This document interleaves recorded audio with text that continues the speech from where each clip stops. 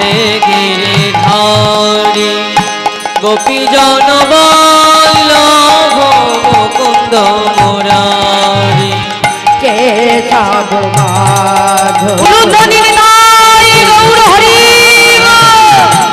গোপী জনবল্লভ মুকুন্দ মুরারি কেশব মাধব হে গিরিধারী গোপী জনবল্লভ মুকুন্দ মুরারি আর কেশব মাধব হে গিরিধারী গোপী জনবল্লভ মুকুন্দ মুরারি। হরিনাম শ্রবণ করতে করতে নিশি প্রভাত হয়ে গেল। আর যেই না নিশি প্রভাত হয়ে গেল, সন্ন্যাসী ঠাকুর আজকে মাকে ডেকে বলছে, মা ও মা, মা আমাকে যে চলে যেতে হবে, আমাকে বিদায় দাও। সন্ন্যাসী, তুমি আর কিছুক্ষণ আমার গৃহমাঝে থাকতে পারবে না? না মা, আমি যে সন্ন্যাসী, গৃহমাঝে বেশিক্ষণ থাকবার অনুমতি আমার নেই, আমাকে যেতে হবে, আমাকে বিদায় দাও। সন্ন্যাসী, আমি যে শুনেছি গৃহমাঝে যদি কোনো বৈষ্ণব সেবা করে, সেবা অন্তে তাকে নাকি দক্ষিণা দিতে হয়। কিন্তু ঠাকুর, আমি এমনই কাঙাল, আমি এমনই ভিখারি যে তোমায় কিছু দক্ষিণা দেব সেই বস্তু যে আমার ঘরে না। হারাই পণ্ডিত ছুটে এসে বলছি, পদ্মা একবার ভালো করে চিন্তা করে দেখো পদ্মা, যদি কিছু থেকে থাকে সন্ন্যাসীকে দেবার মতো। পদ্মাবতী ছুটতে ছুটতে ঘরের ভেতরে এসে, মা আজকে খুঁজতে খুঁজতে কোথা থেকে বাবা একটা স্বর্ণ মুদ্রা পেয়েছে। সেই স্বর্ণ মুদ্রা হাতে নিয়ে ছুটতে ছুটতে এসেছে, সন্ন্যাসী ঠাকুর, সন্ন্যাসী ঠাকুর, এই না ধরো। মা, এ তুমি কি করছো? তুমি আমাকে স্বর্ণ মুদ্রা প্রদান করছো? তুমি জানো না মা, আমি যে সন্ন্যাসী, আর সন্ন্যাসীর কখনো কামিনী কাঞ্চনী লোভ করতে নেই।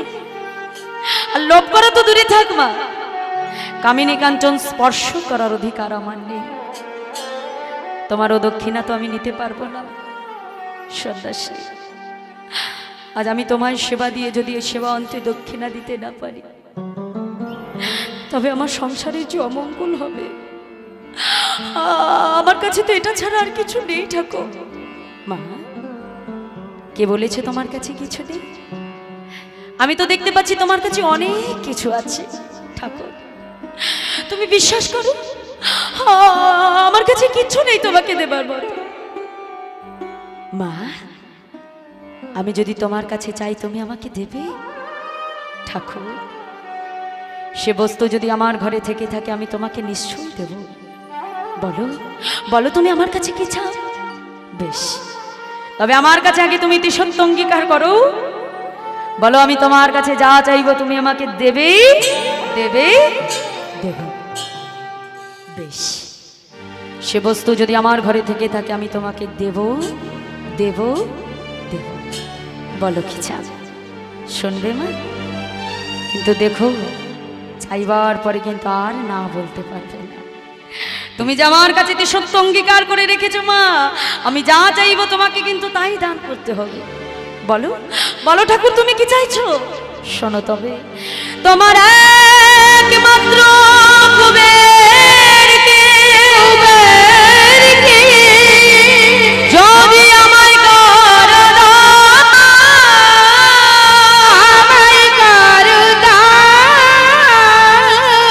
যাহা পেলে জগতে জুড়াইবে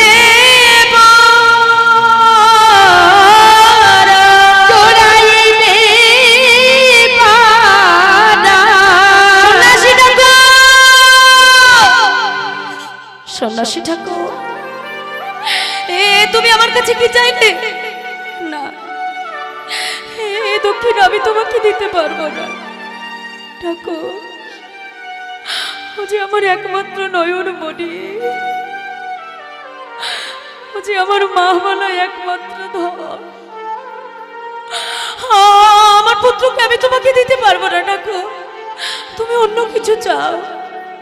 মা, একবার ভালো করে চিন্তা করে দেখো তো মা, আমিও তো কোনো না কোনো মায়েরই সন্তান। আমার পিতামাতাও তো চেয়েছিল তাদের প্রয়োজনে আমাকে বড় করে তুলতে, কিন্তু মা, আমি তো আমার সেই পিতামাতার অন্তরে দুঃখ দিয়ে, বেদনা দিয়ে আমি যে জগৎবাসীর কল্যাণের জন্য ঘর ছেড়ে পথে নেমেছি। মা, আজ তুমি যদি কুবেরকে না দাও, এই জগৎবাসী তো আমি উদ্ধার করতে পারবো না। ছোট্ট কুবের ছুটে এসে আজকে মায়ের চরণটা জড়িয়ে ধরে কাঁদে আর বলে, মাগো, তুমি তো সন্ন্যাসী কিন্তু সত্য অঙ্গীকার করেছো। তুমি বলেছো সে তোমার কাছে যা চাইবে তুমি তাকে তাই দেবে। মা, এখন যদি তুমি কথা দিয়ে কথা না রাখো, তবে তুমি যে বৈষ্ণব চরণে অপরাধী হয়ে যাবে। আর আমি নিজের সুখের জন্য আমার মাকে তো আমি বৈষ্ণব অপরাধী করতে পারবো না। তুমি কি ভুলে গেছো মা, যে পিতৃসত্য পালন করবার জন্য রামচন্দ্র 14 বছরের ন্যায় বনবাস গ্রহণ করেছিল। মা, আমাকেও যে যেতে হবে, আমাকে বিদায় দাও। ছোট্ট কবির ছুটে এসে মায়ের চরণটা বুকের মধ্যে জড়িয়ে ধরে কাঁদে আর বলে, মাগো, জনমের মতো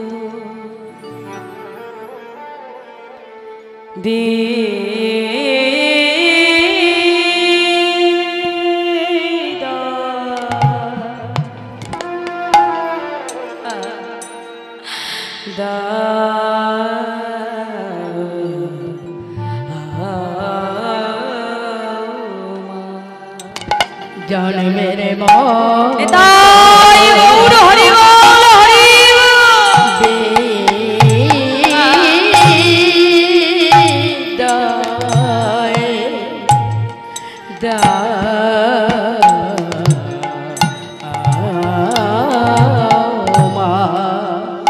জন্মের মতো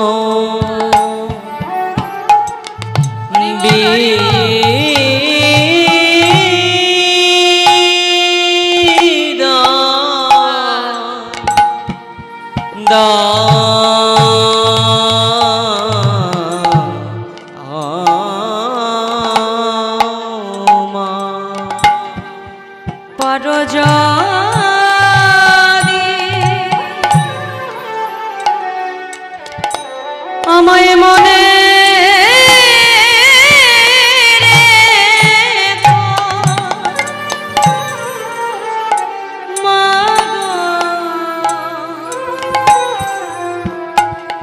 না হয়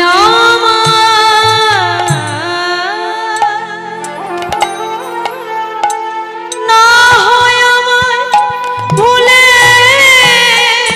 যে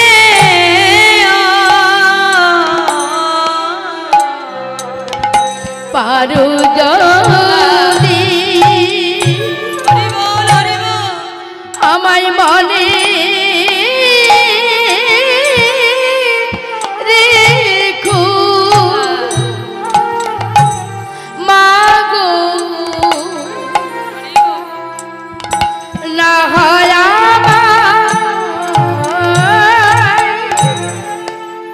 না হয় আমায় বলে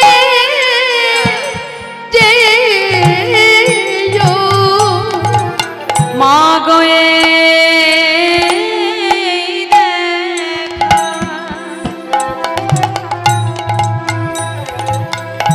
আমার শেষে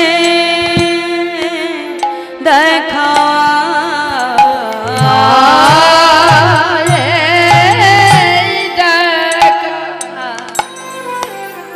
মাগো শেষে মা গয়ে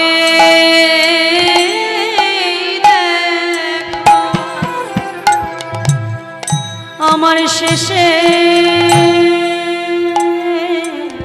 দেখা, ও গয়ার দেখা হবে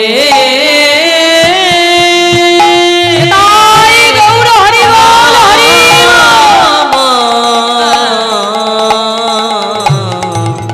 জন্মের মতো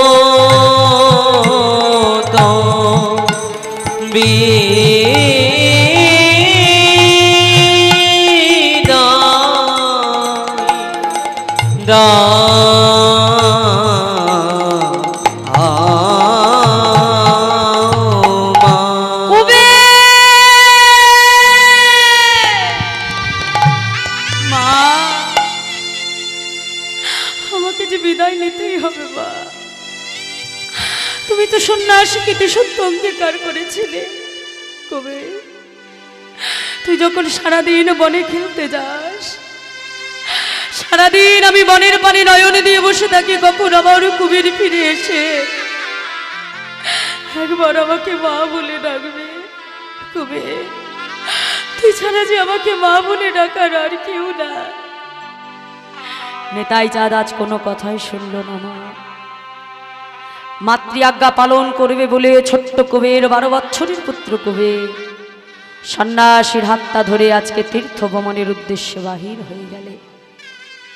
পথে ঘুরতে ঘুরতে বর্তমানে মুম্বাই থেকে 48 কিলোমিটার দূরে ভীমা নদীর তীরে পান্ডারপুর গ্রামে এসে সন্ন্যাসী ঠাকুর কবিরকে ডেকে বলছে, কবির যাও যাও বাবা, তুমি নদী থেকে স্নান করে এসো, আজ আমি তোমাকে কৃষ্ণ মন্ত্রে দীক্ষা দেব। ছোট্ট কবির আজকে বাবা যেই না নদী থেকে স্নান করে এসে দাঁড়ালো, সঙ্গে সঙ্গে সন্ন্যাসী ঠাকুর কবিরকে কৃষ্ণ মন্ত্রে দীক্ষা দিলেন। আর যেই না কৃষ্ণ মন্ত্রে দীক্ষা দিয়েছে বাবা, আর সন্ন্যাসীর চরণে যেই না কবির প্রণাম করতে গেছে, প্রণাম করে উঠে দেখলো যে সন্ন্যাসী গুরুদেব আর সেখানে নেই। ছোট্ট কবির চিৎকার করে উঠলো, সন্ন্যাসী ঠাকুর, সন্ন্যাসী ঠাকুর, তো তুমি কোথায় গেলে? আমি তো তোমাকে কোথাও দেখতে পাচ্ছি না।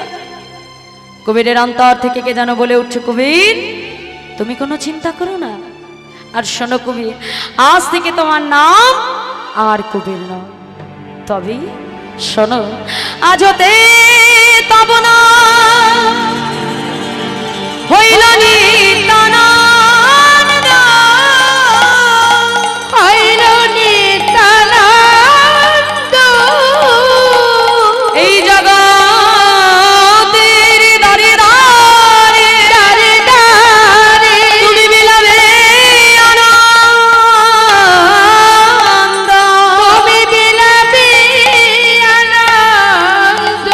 জলে জলে ঢালিলে জলে যেমতি মেশা সেই মতো দুই দেহ এক হয়ে যায়। কবিরের হৃদয়ে সন্ন্যাসী যেই প্রবেশিলা নিত্যানন্দ তখনই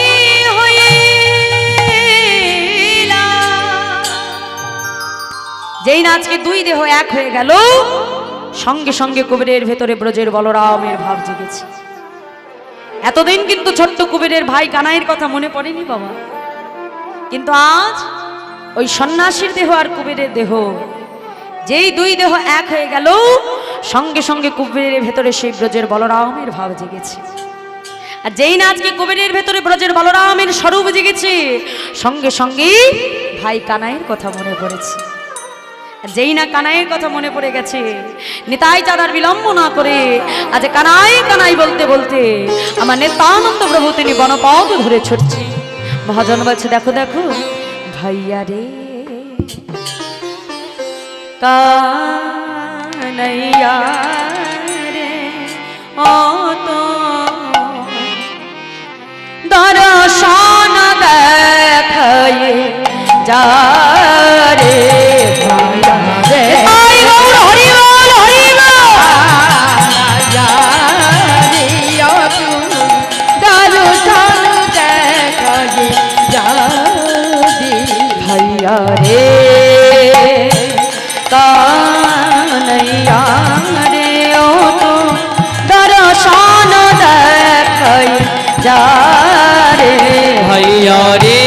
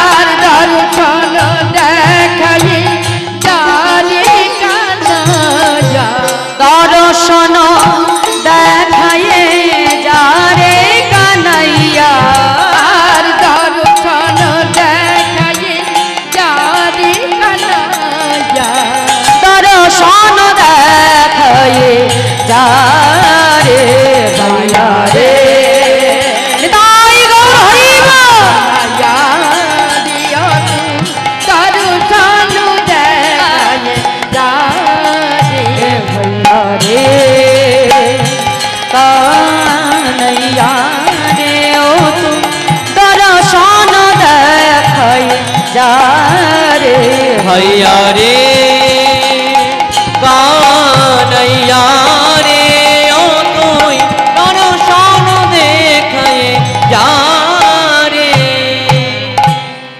আজ নিত্যানন্দ প্রভু আমার ভাই কানাই কানাই বলতে বলতে আজকে বনপথ ধরে ছুটে যাচ্ছে। আর ছুটতে ছুটতে আমার নিত্যানন্দ প্রভু এলেন কোথায় মা? মথুরা। আর মথুরা এসে মথুরাবাসীদেরকে ডেকে বলছে, এই যে ও মথুরাবাসী, মথুরাবাসী, হ্যাঁ গো তোমরা কেউ কি আমার ভাই কানাইকে দেখেছো? মথুরাবাসী বলছে, ও প্রভু তোমার কানাই তো মথুরাই নেই গো। বলে তবে? বলে তোমার কানাই আছে মধুময় বৃন্দাবন। বাবা বাবা, ও মথুরাবাসী আমার ভাই কানাই বৃন্দাবনে আছে? হ্যাঁ প্রভু তোমার কানাই বৃন্দাবনে আছে। বলছে তাহলে আর দেরি নয়, আমি এক্ষুনি বৃন্দাবনের উদ্দেশ্যে ছুটে যাই। তাই মায়েরা নিত্যানন্দ প্রভু কি করলেন? বিলম্ব না করে তিনি মধুময় বৃন্দাবনের উদ্দেশ্যে আমার প্রভু ছুটে যাচ্ছে। তা চলো আজকে নিতাই চাঁদের সঙ্গে পুনরায় আমরা মধুময় বৃন্দাবনে প্রবেশ করব। কি মা যাবেন তো? দেখি কারা কারা যেতে চান? হরিব জয় রাধে। দেখি মা হাত তুলুন, সবাই মিলে চলুন মন নিয়ে মধুময় শ্রীধাম বৃন্দাবন। আজ আমার নিত্যানন্দ প্রভু ছুটতে ছুটতে চলেছে কেমন করে? হরি বল, দেখি হাত তুলে বলো, বলো রাধে বলো রাধে বলো রাধে বলো রাধে, বলো জোরে একটু জোরে জোরে। আমা দুপুরে সেবা হয়েছে? সবাই সেবা করেছেন তো? কারা কারা সেবা করেছেন দেখি একটু হাত তুলুন তো। বলছে সেবা মনে হয় জোর হয়নি। না না হয়েছে হয়েছে। আমা হাত তোলো তো মা, জোরে জোরে বলো তো, দেখাই দাও। হ্যাঁ গলায় কত জোর আছে দেখি, বলো বলো রাধে বলো রাধে বলো রাধে বলো রাধে, বলো জোরে জোরে। এই তো খুব সুন্দর। হ্যাঁ দেখে আমার দাদারা বলো, বলো বলো রাধে বলো রাধে বলো রাধে বলো রাধে, বলো বলো রাধে বলো রাধে বলো রাধে বলো রাধে, সবাই মিলে বলো রাধে বলো রাধে বলো রাধে বলো রাধে রাধে রাধে বলো রাধে বলো রাধে বলো রাধে বলো রাধে বলো রাধে বলো রাধে বলো রাধে বলো রাধে বলো রাধে বলো রাধে বলো রাধে বলো রাধে বলো রাধে বলো রাধে বলো রাধে বলো রাধে বলো রাধে বলো রাধে বলো রাধে बल राधे बल राधे बल राधे बल राधे বলো রাধে বলো রাধে বলো রাধে বলো রাধে রাধে বলো রাধে বলো রাধে বলো রাধে। বলিয়ে মধুময় বৃন্দাবন ধাম কি জয়। দেখো মা, ভগবানকে না ডাকলে কিন্তু ভগবান কখনো ডাকে সাড়া দেয় না।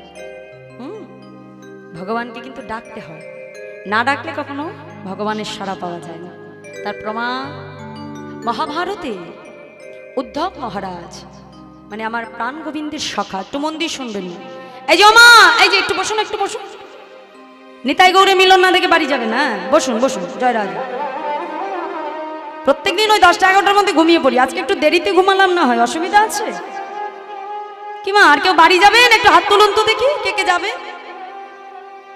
হ্যাঁ যাবেন না যখন বলেছেন তাহলে উঠবেন না, কিন্তু এখানে বসে থাকুন। শেষ হবে নিতাই গৌরের মিলন দেখবেন, তারপরে ঘরে যাবেন। জয় রাধে। দেখো মা, এই ভাগ্য আমাদের হয় কি না হয়, তাই না? আবার 1 বছর পরে যদি প্রভু কৃপা করে আবার এত সুন্দর মহতি হরিবাসর গড়ে উঠবে, আমরা বাঁচবো কিনা মা কেউ বলতে পারি না। কে জানে পরের বছর এই হরিবাসরে বসে আমরা হরিনাম শোনার সুকৃতি বা সৌভাগ্য আমার হবেই কিনা, এটা কিন্তু কেউ বলতে পারি না।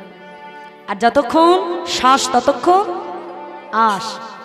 আর সুযোগ পেলে কি করতে হয়? সৎ ব্যবহার। হ্যাঁ, আর সুযোগ যখন এসেছে, সৌভাগ্য যখন তোমাদের হয়েছে, তোমাদের এই অনুষ্ঠান এই গ্রামের মাঝে এত কষ্ট করে একটা অনুষ্ঠান করতে গেলে অনেক দিনের পরিস্থিতির ফসল তিল তিল করে গড়ে তোলা আজকের এই তিলোত্তমা মহতি হরিবর্ষ অনেক কষ্ট করে দাদা ভাইরা গড়েছেন আপনাদেরই জন্য মা। তা দেখুন উদ্ধব মহারাজ আজকে প্রাণ গোবিন্দের কাছে 3টি প্রশ্ন করেছিলেন, ভগবানকে ডেকে বলেছিলেন একটু মন দিয়ে শুনবেন যে সখা, সবাই বলে তুমি নাকি অন্তর্যামী ভগবান, তাহলে বলতে পারো যে তুমি থাকতে এত বড় কুরুক্ষেত্রের একটা যুদ্ধ কেন ঘটেছিল? তুমি তো ভগবান, তাহলে তুমি যদি চাইতে প্রথমেই তো সেই কুরুক্ষেত্রের যুদ্ধটা তুমি বন্ধ করতে পারতে, তুমি কেন সেটা করোনি? ভগবান বলল অতীব উত্তম প্রশ্ন। আচ্ছা তোমার দ্বিতীয় কি প্রশ্ন আছে উদ্ধব? উদ্ধব বলছে সখা, আচ্ছা দ্রৌপদীকে যখন পণ রাখা হয়েছিল তুমি কেন সেটা রোধ করোনি, বন্ধ করোনি? তুমি যদি না চাইতে তাহলে কিন্তু সেটা কখনোই ঘটতো না। বাহ, তাহলে তৃতীয় প্রশ্ন কি? বলছে তৃতীয় প্রশ্নটি হলো দ্রৌপদীর যখন বস্ত্রটা হরণ করা হয়েছিল প্রথমেই কিন্তু ভগবান এসে রুখে দেয়নি। দুঃশাসন যখন দ্রৌপদীর বস্ত্রটা হরণ করেছিল তাহলে তুমি আগে তার লজ্জাটা কেন নিবারণ করো নাই? ভগবান বলল এটাও অতি উত্তম প্রশ্ন। বলছে আচ্ছা আমার এই 3টি প্রশ্নের উত্তর তুমি আমাকে দাও সখা। ভগবান তখন উদ্ধবকে ডেকে বলছে উদ্ধব, তোমার প্রথম প্রশ্নের উত্তরটি হলো যে আমি থাকতেও এত বড় কুরুক্ষেত্রের যুদ্ধটা কেন হয়েছিল? আমি থাকতেও এত বড় যুদ্ধটা কেন হয়েছিল জানো? কারণ এই এত বড় কুরুক্ষেত্রের যুদ্ধটা কিন্তু হয়েছিল মা পাশা খেলাকে কেন্দ্র করে, কি তাই তো? পাশা খেলাকে কেন্দ্র করে হয়েছে বাবা। তা কৌরব পক্ষের ওই পাশাটা কে খেলেছিল? শকুনি মামা, তাই না? দুর্যোধন কিন্তু পাশা খেলতে জানতো না বাবা। তা দুর্যোধন কিন্তু নিজে খেলতে যায়নি, খেলিয়েছিল কার দ্বারা? শকুনি মামার দ্বারা। কিন্তু যুধিষ্ঠির কি করেছে? ভগবানের উপর নির্ভর না করে যুধিষ্ঠির নিজেই সেখানে পাশা খেলতে বসেছে। তাহলে যেখানে ভক্ত আমার প্রতি বিশ্বাস ভরসা না রাখে সেখানে আমি কেমন করে যাই বলো? তাই কিন্তু মাগো ভগবান সেখানে যেতে পারিনি।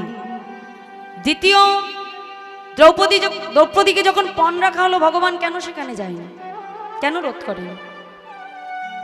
ভগবান বলছে সখা,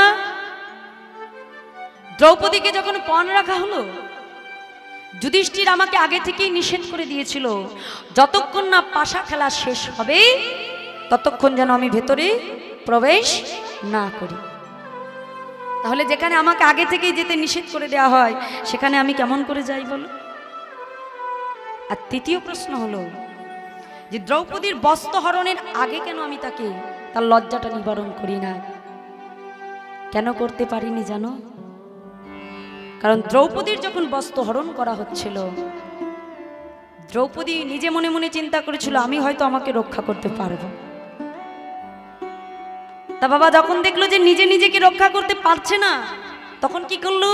ভরা রাজসভার মাঝে যত গুরুবর্গ ছিল তাদের কাছে সাহায্য চেয়েছিল, তথাপি তখনও ভগবানকে স্মরণ করে না।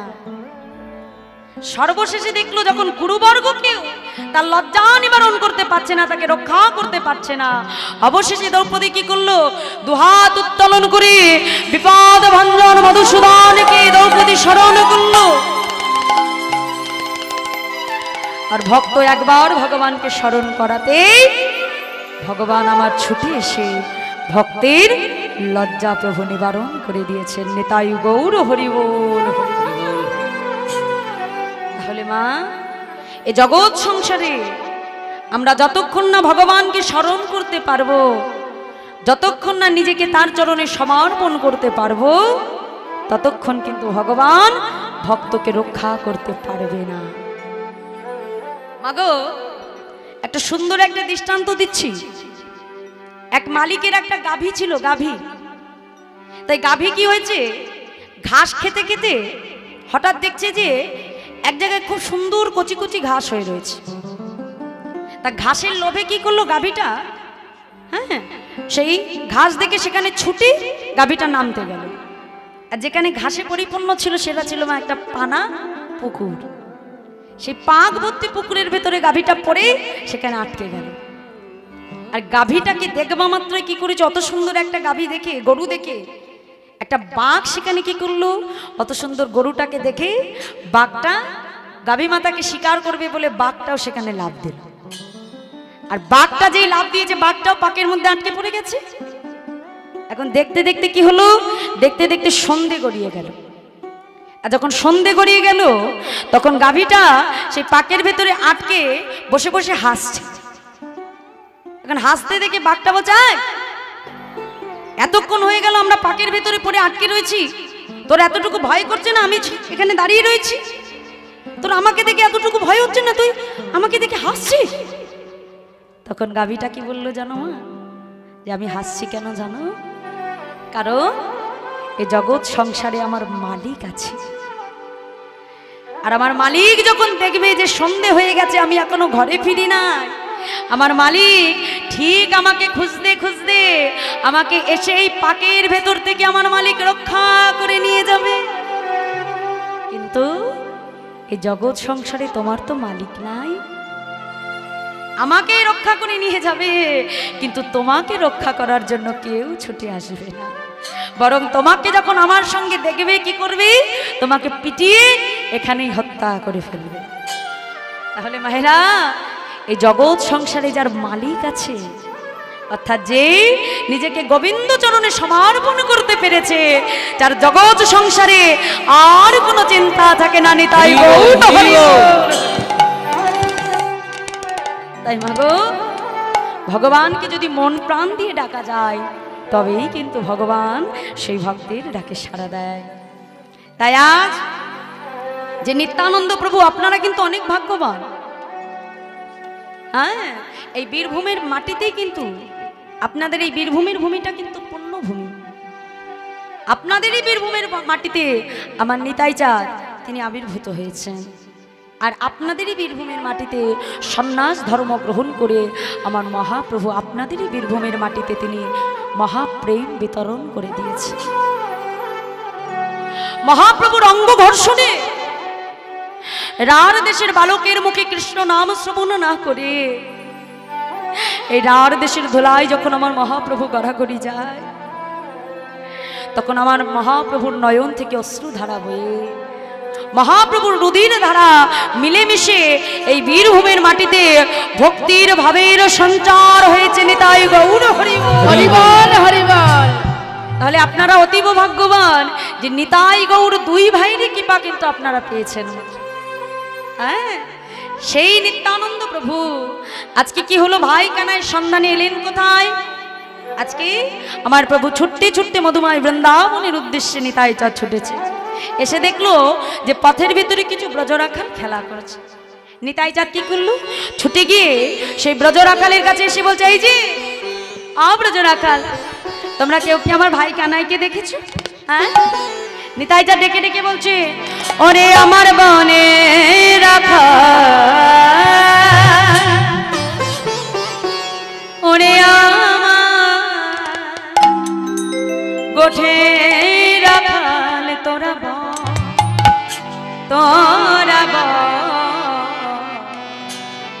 কত দূরে আছে বৃন্দাবন।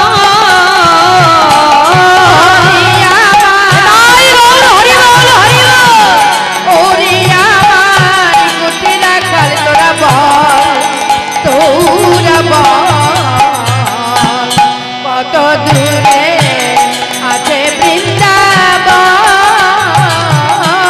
ওরে আমার বনে রাখাল, ওরে আমার গোঠে রাখাল, তোরা বল।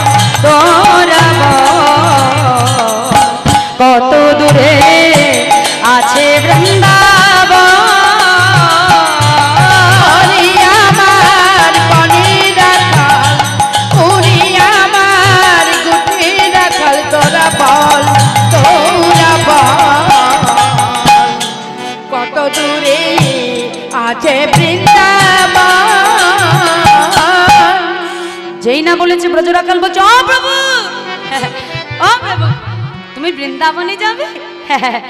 এখন ছোট ছোট রাখাল বালক তো মা, তারা তো নিতাই চাঁদকে চেনে না যে নিত্যানন্দ প্রভুকে। ডেকে বলছে ও প্রভু শোনো শোনো, এইদিকে এসো প্রভু, এই দেখো আমরা যেই পথ দেখিয়ে দেব তুমি সেই পথ ধরে বৃন্দাবনে যাবে। হ্যাঁ প্রভু শোনো শোনো, ও ঠাকুর এই পথে যাও ঠাকুর, এই পথে হরিবল, এই পথে যাও ঠাকুর এই পথে, এই পথে যাও ঠাকুর এই পথে, এই পথে যাও ঠাকুর এই পথে। শ্রী বৃন্দাবন যমুনা পুলিন, শ্রী বৃন্দাবন যমুনা পুলিন, শ্রী বৃন্দাবন যমুনা পুলিন, और श्री वृंदावन যমুনা পুলিন, দেখিতে পাইবে যেতে, দেখিতে পাইবে যেতে, দেখিতে পাইবে যেতে, দেখিতে পাইবে যেতে। এই পথে যাও ঠাকুর এই পথে, এই পথে যাও ঠাকুর এই হরিবল। পথে, এই পথে যাও ঠাকুর এই পথে, উলুধ্বনি। এই পথে যাও ঠাকুর এই পথে।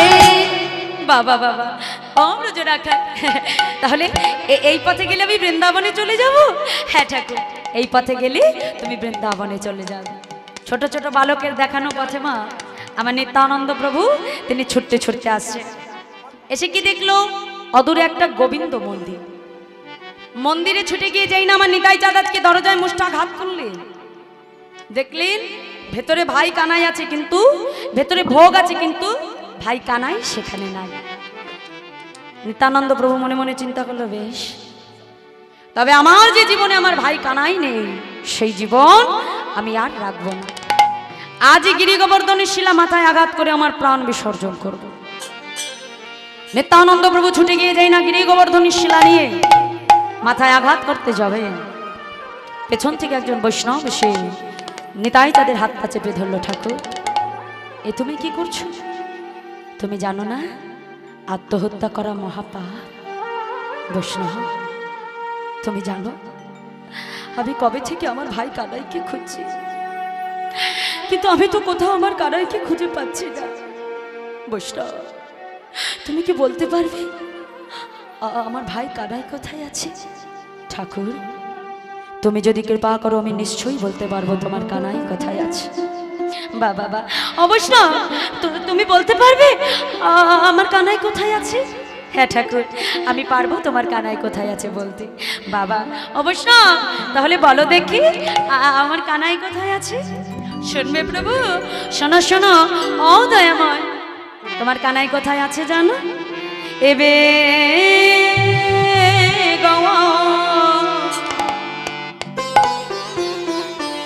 কান্তি ধরে কোথায় বাবা? বিহারে না দিয়াপুরে হরিবা এবে গৌর কান্তি ধরে,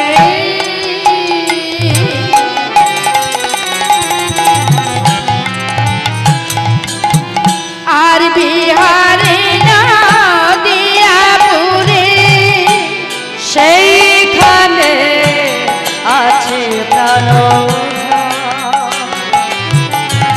সেইখানে আছে প্রাণ, আর সেইখানে আছে প্রাণধন,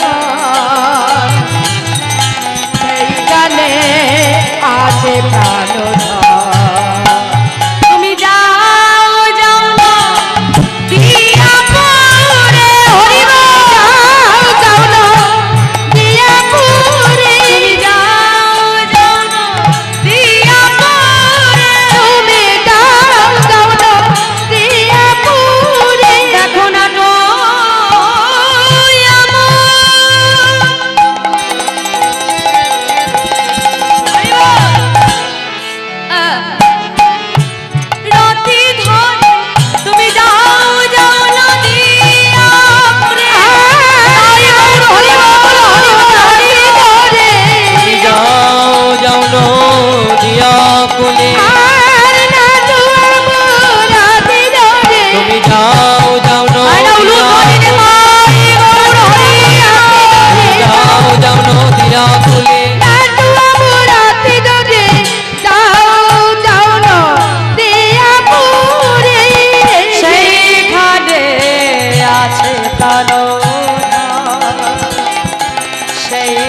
সেইখানে আছে প্রাণধার, আর সেইখানে আছে প্রাণধর,